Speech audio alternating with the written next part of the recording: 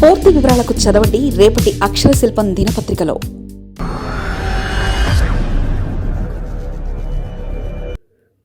వైసీపీలో రాజధాని రచ్చ. అమరావతిపై ఒక్కొక్కరిది ఒక్కో మాట. జగన్ కామెంట్స్తో మరోసారి పొలిటికల్ హీట్. ప్రభుత్వం మారితే మళ్లీ రాజధాని రగడ. ఏపీ రాజధానిపై ఈ చర్చ ఆగేదెప్పుడు?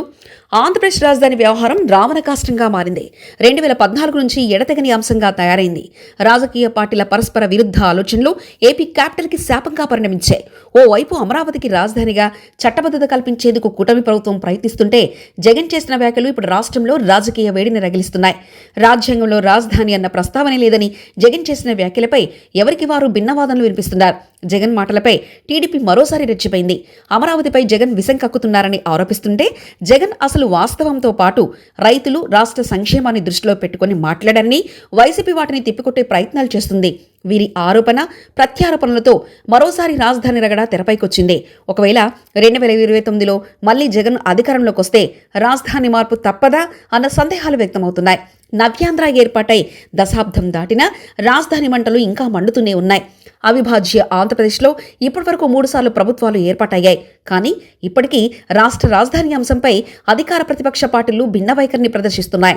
రాజధాని అమరావతి విషయంలో వైసీపీ అధినేత మాజీ సీఎం జగన్ చేసిన కామెంట్స్ మరోసారి అమరావతిపై హాట్ డిబేట్కు దారితీశాయి. ఓవైపు రాజ్యాంగంలో రాజధాని అన్న ప్రస్తావనే లేదని చెప్తూనే, మరోవైపు ఏపీ రాజధాని ప్రాంతంగా అమరావతి అనుకూలమైంది కాదని తేల్చేశారు. అది లక్షల కోట్ల భారీ ప్రాజెక్టుగా అభివర్ణించారు. రాజధాని పేరుతో చంద్రబాబు వేలాది ఎకరాల సేకరణ పేరుతో చేస్తుంది సరైంది కాదని కూడా జగన్ హాట్ కామెంట్స్ చేశారు. సీఎం ఎక్కడుంటే అదే రాజధాని అంటూ జగన్ చేసిన వ్యాఖ్యలపై సీఎం చంద్రబాబు తీవ్రస్థాయిలో మండిపడ్డారు. జగన్ మరోసారి రాజధాని అంశాన్ని గెలకడంతో అమరావతి విషయంలో మళ్లీ చర్చ నడుస్తుంది. సీఎం చంద్రబాబుతో సహా మంత్రి నారాయణ, వైసీపీ అధినేత వ్యాఖ్యలకు కౌంటర్ ఇవ్వడంతో కాకా మొదలైంది. అమరావతి రాజధాని విషయంలో వైసీపీ నేతలు కూడా భిన్న వాదనలు వినిపిస్తున్నారు. అధికారంలోకి వచ్చాక ఒక రాజధాని లేక 3 రాజధానులా అంటే ఎవరు స్పష్టత ఇవ్వలేకపోతున్నారు. ఒక్కోసారి ఒక్కో తీరుగా వైసీపీ నేతలు స్పందిస్తున్న తీరు గందరగోళానికి దారితీస్తుంది. వచ్చేసారి 3 రాజధానుల ముచ్చటే లేదంటూనే సీఎం ఎక్కడుంటే అదే రాజధాని అంటున్నారు. ఏపీ రాజధాని అమరావతిపై వైసీపీ స్టాండ్ ఏంటో క్లారిటీ ఇవ్వాలని జగన్ మాటల్లో కూడా ఈ క్లారిటీ మిస్ అయిందని అంటున్నారు. రాజధాని కోసం మరోసారి ల్యాండ్ పూలింగ్ ప్రభుత్వం సిద్ధమవుతుండడాన్ని జగన్ కూడా తప్పుపడుతున్నారు. లక్షల కోట్లు ఒకే చోట పెట్టడం కరెక్ట్ కాదన్న ప్రస్తావనను లేవనెత్తుతున్నారు. ఇప్పుడు అదే అంశం రాజకీయ పార్టీలోనే కాకుండా విద్యావేత్తలు, మేధావుల్లో కూడా చర్చ జరుగుతుంది.